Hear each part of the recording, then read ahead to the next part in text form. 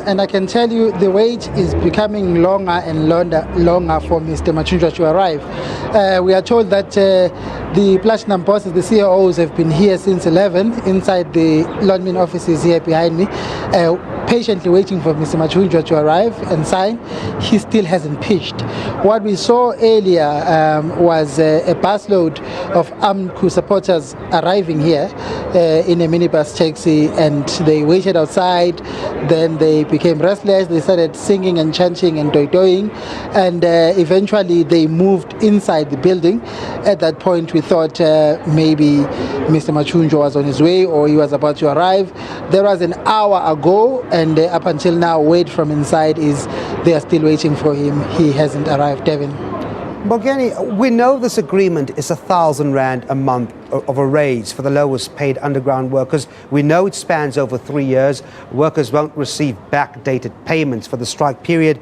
We know all of that, but has there been any new details emerging on this agreement in the last few hours? There hasn't been any beyond what you've just outlined, Devin. In fact, that is what some of us are keenly awaiting when the CEOs come to speak to us to give us more details about this. Speaking to some of the people inside the companies earlier this morning, they were saying actually that once the details of the agreement are released, many people are actually going to be shocked to find out that the workers, it would seem, have not really gained anything substantial or much as a result of the strike. They say that the NUM, for instance, which did not join the strike, they signed with the companies for an 8% increase. And they are saying this particular agreement with AMCU now it gives the workers an increase of 10%. So the question is, was the 5-month strike worth the extra 2% that the workers would have gained because of the strike? They also tell us that according to their own calculations, the striking workers, it will take them about 5 years to basically get back on their feet following the impact that the strike has had on their lives and the losses that they have suffered. I mean, we're talking billions of rands that they've forfeited together, through this during the strike. So we're hoping that the agreement will actually maybe shed more light on that aspect to say that was this really worth the 5 months of pain and suffering that everyone, not just the workers, but the companies and the economy in general has suffered. So it's going to be interesting, Devin.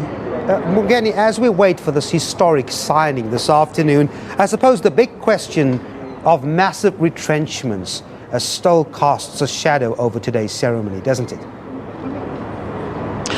It does, Devin, it does. In fact, as you alluded to earlier on, all along, as the process of negotiations was unfolding and there were these high hopes that an agreement was imminent, the companies had actually indicated to us that once there's an agreement, they will call a media briefing and have a big signing ceremony publicly, to sign the agreement.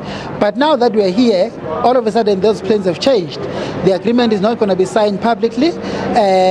The CEOs are going to speak to us separately with Mathunjwa afterwards. The question then becomes, why the change of plans? Again, speaking to some people in the companies earlier this morning, they told me that, in fact, there is an ill feeling among the big bosses, the platinum bosses, towards Mr. Mathunjwa at this point. They feel that the way that he has conducted himself during the strike was totally unbecoming. They say he insulted the platinum bosses, so they don't even want to be seen signing or publicly signing next to him. They feel that that will somehow glorify him and make him a hero, which they truly believe that he is not.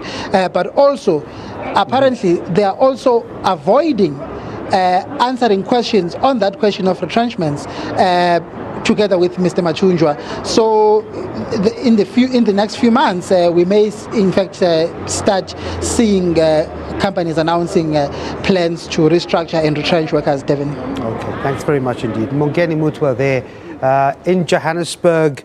awaiting the arrival of AMCU President Joseph Mathunjwa and that signing of that historic wage agreement between the platinum companies and mine workers due to take place shortly. Now,